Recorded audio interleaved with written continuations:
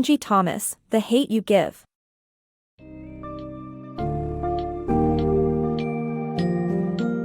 Dive into The Hate U Give by Angie Thomas, a riveting narrative that explores racial injustice, identity, and the power of finding one's voice amidst chaos. At the heart of the story is Starr Carter, a teenager straddling two worlds, her impoverished, predominantly black neighborhood, and her affluent, mostly white prep school. The novel's pivotal moment occurs when Starr witnesses the tragic police shooting of her childhood friend, Khalil. This life-shattering event propels Starr into the tumultuous arena of activism and societal expectations. As you read this summary, anticipate an insightful examination of systemic racism, the complexities of identity, and the profound question of whose lives society deems valuable. Through Starr's journey, Thomas skillfully unveils the emotional and ethical challenges faced by young Black individuals in America today, offering readers a profound and thought-provoking experience.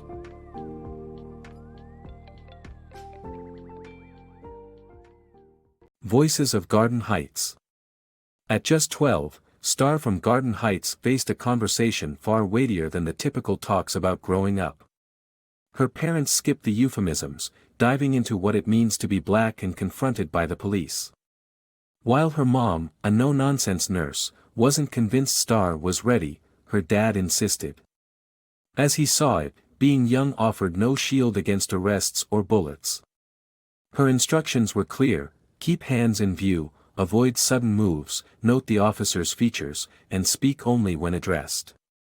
Starr, attuned to her father's usual outbursts, understood the gravity of these warnings.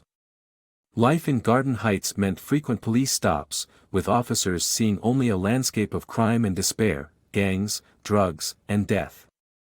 But within the same streets thrived a vibrant community: the barber Mr. Lewis with his skilled hands, Mrs. Rook's delectable red velvet cakes, joyful Sunday barbecues, the church's sanctuary, Mama's clinic nurturing health, and Daddy's grocery store offering sustenance and a second chance. Daddy was known across the neighborhood, from the barber to the kids at Starr's weekend job packing groceries. The owner of the store, Mr. Wyatt, had been the only one to employ Daddy post-incarceration. When Mr. Wyatt retired, the torch passed to Daddy. Starr's world stretched beyond Garden Heights. Attending Williamson, an upscale school across town, mirrored the journey of Will Smith in her favorite sitcom, The Fresh Prince of Bel-Air. Like Will's family, Starr's parents sought safety after tragedy struck.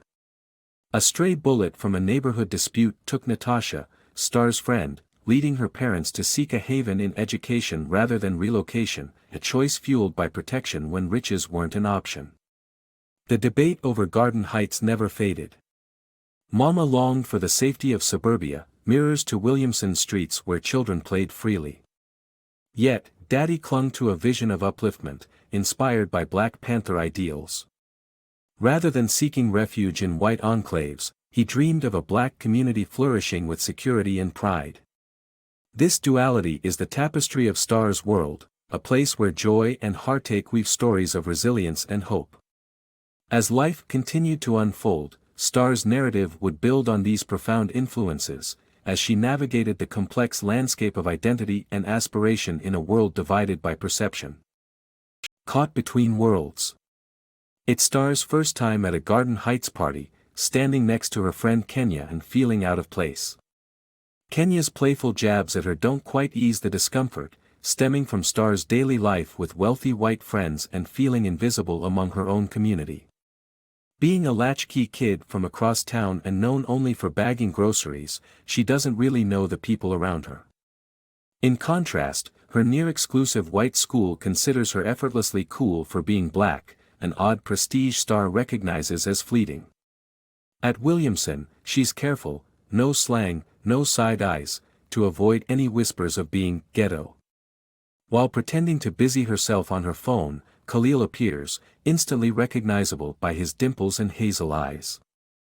Their shared history stretches back to a time when Garden Heights was home, when Khalil, Natasha, and Starr were inseparable, Khalil's grandmother their caretaker during Starr's parents' struggles.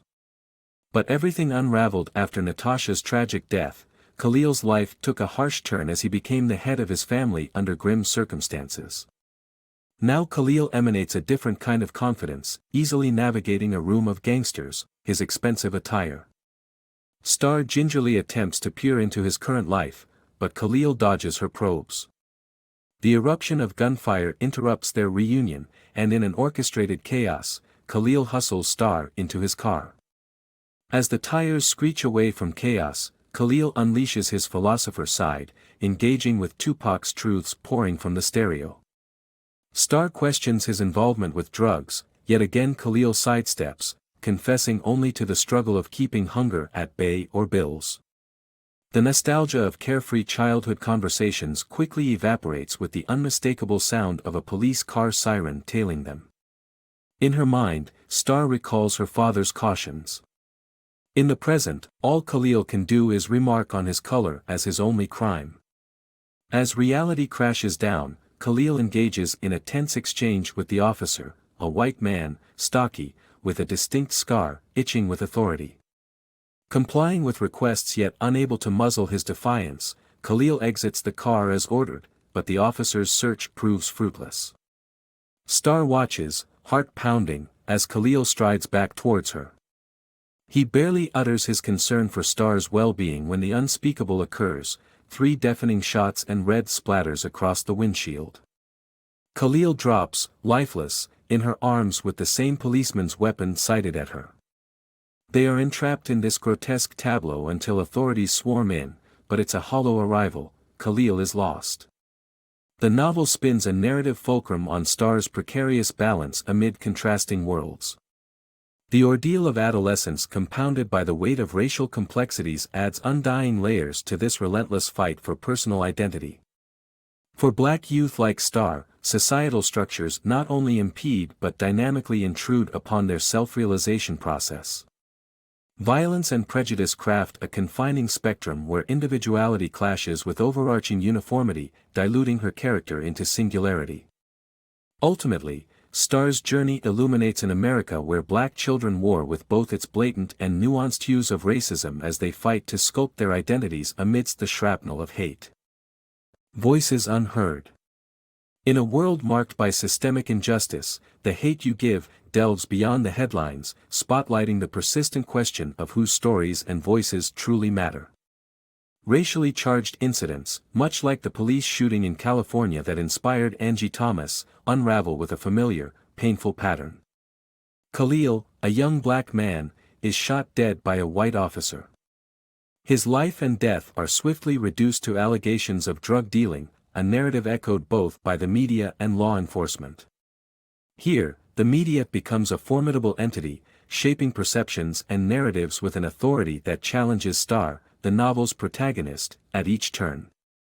Starr sees the media label Khalil as a suspected drug dealer, overshadowing his identity and humanity and transforming his untimely death into mere background noise. In stark contrast, the officer involved is humanized, his father invited into living rooms nationwide to justify his son's deadly actions. Starr and those mourning Khalil aren't silenced outright, but they face a wall of deafening indifference, their truths rendered insignificant against the louder, more palatable narratives of systemic bias. These constructed stories inflict deep trauma on Starr, intertwining with her personal fears of her peers labeling her as a ghetto girl due to her association with Khalil and the racial undertones these perceptions carry. Such framing bespeaks a broader societal alignment with police narratives, eager to shift the focus from the shooting itself to supposed gang affiliations and drug dealings. But as Starr passionately asserts, Khalil didn't do anything wrong, raising the critical question, how much more context is necessary to value a life? The novel also grapples with the philosophical concept of grievability, a term introduced by Judith Butler. Butler suggests that societal norms and structures often decide which lives are publicly mourned and deemed valuable, and which are dismissed. Such norms marginalize and dehumanize certain groups, leaving them vulnerable to violence and prematurely marking their lives as unworthy of public grief. This lack of public mourning correlates with a perceived lack of worth, signaling to society that these lives never truly counted. During the making of the novel, a vital political movement emerged to challenge these deeply ingrained disparities. It boldly proclaimed that Black lives matter in every circumstance, irrespective of socioeconomic status or past actions. Within this backdrop, Starr's journey unfolds, chronicling her awakening to the political and ethical dimensions of whose lives are considered valuable and deserving of grief. Her story is a poignant reminder of the ongoing struggle to validate Black lives against a backdrop of adversity and prejudice. In questioning whose lives truly matter, the novel invites reflection on the fundamental essence of humanity and justice, underscoring a pivotal call for change. Thug Life Unpacked. Tupac's group, Thug Life, was often misunderstood as an endorsement of gangsta culture, but Khalil saw deeper. He explained to Starr that Thug Life isn't just about the streets, it's an acronym: the hate you give little infants fucks everybody. After Khalil's tragic death, Starr grapples with this concept while sitting in her father's car amidst the protests and riots that erupt in Garden Heights. The catalyst for this unrest is the police officer who killed Khalil, codenamed Officer 115, walking free without charges, sparking fury that incinerates the neighborhood. Starr's father shares Tupac's significance, affirming that behind the braggadocio were meaningful messages. He rapped about societal issues, including thug life's real essence. Starr surprises him by quoting what Khalil had taught her: the hate fed into society's most vulnerable only rebounds with destructive force. It transcends mere acronyms, it speaks to the experiences of marginalized communities, Black people, impoverished folks, and other minorities who are systematically disadvantaged. When charred smoke clouds the streets, Starr and her father dissect what this hate truly means. Racism is an obvious element, but it's broader. It's about opportunities, or the lack thereof. Khalil, like many, was driven to dealing drugs because he was caught choosing between bare survival needs. The systemic failure to nurture potential leaves drugs easier to access than education, trapping people in cycles of desperation. Her father peels back layers, exposing a vicious cycle where society stacks odds against them. Job prospects evade those marked by addiction or criminal records, yet they're unavailable the means to break free. The system's design perpetuates failures and feeds into a cycle of resentment and destruction. This is the hate propagated, forming the backbone of thug life, a harsh reality for those society marginalizes. Starr extends this understanding to the protests and riots. Officer 115's evasion of justice isn't an isolated event, it's a repeat performance in a long history of unpunished injustices. Discontent simmers until it erupts, and these riots are less senseless rage and more cries for systemic reform, a demand for the hate to end, for the cycle to break. Anger weaves through the narrative like threads of tempestuous storms. In one visceral moment, Starr witnesses the police humiliate her father in a stop and search, an act of pure exertion of power meant to degrade. He bottles the rage and seeks solace with men who share his plight. Yet, the internalized anger doesn't dissipate, it's a festering wound emblematic of broader injustices. It cautions against rage left unchecked, a lesson Starr internalizes. Amidst chaotic protests, each misplaced swing, each fractured window and flaming storefront, is misdirected fury spawned from relentless oppression. Desperation finds an outlet, albeit destructive, when voices are ignored too long. Thug life isn't a choice, it's a reaction to a world that insists on resistance and rebellion instead of change. Through Starr's eyes, we understand these tangled tales. Anger, oppression, and the fight for acknowledgement coalesce in gripping moments, urging observers to reflect on furtive acronyms and their profound implications. Each spark of rebellion cries for the recognition of humanity and the reclamation of a future untainted by inherited hate. Voices of change. In The Hate You Give, finding a voice amidst chaos becomes the catalyst for change. Starr, the protagonist, grapples with a harsh reality, the cycle of hate she witnesses in Garden Heights. Her journey is a quest to break this cycle, and by the end, she discovers an answer, bearing witness and testifying. Her friend Kenya, one of the few who know Starr's secret as the anonymous eyewitness, delivers a piercing truth: Starr must publicly defend Khalil, as he would have unhesitatingly done for her. Starr's realization propels her into action. She bravely testifies for 3 hours before a grand jury, challenging the narrative surrounding Khalil's death. Why is it acceptable to dismiss Khalil's life because of his past? She questions in a gripping TV interview. Despite her efforts, the jury chooses not to indict Officer Brian Cruz Jr., igniting another wave of outrage in Garden Heights. This time, Starr joins the protesters, her voice amplified through a bullhorn. She shifts the focus from Khalil's death to his life, asserting that his existence mattered.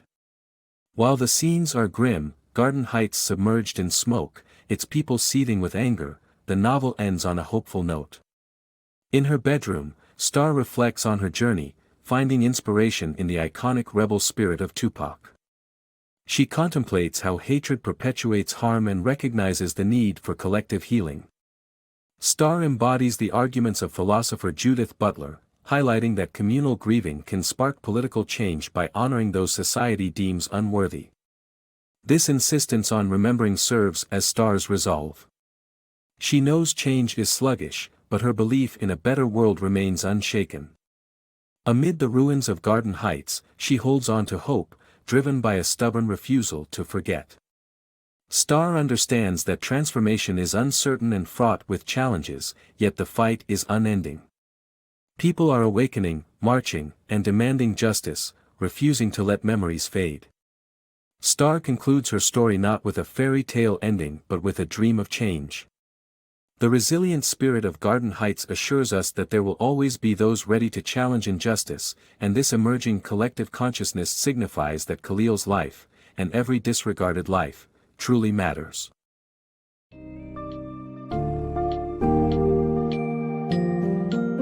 As The Hate U Give concludes, the novel leaves readers with potent takeaways about resilience and resistance in the face of systemic oppression. Starr emerges as a beacon of courage, using her voice to illuminate the stories overshadowed by prejudice and to demand justice for Khalil and others silenced by systemic violence. Thomas articulates the raw complexity of living with dual identities and the pain of societal misrepresentations, urging a re-evaluation of whose narratives are prioritized and whose lives are mourned. The book ultimately calls for societal change, emphasizing that the fight for justice and equality is ongoing and relentless. Through Starr's story, readers are reminded of the power of community, the necessity of speaking truth to power, and the undying hope for a future where every life is recognized and valued. This poignant tale underscores the importance of advocacy and the enduring strength found in unity and voice.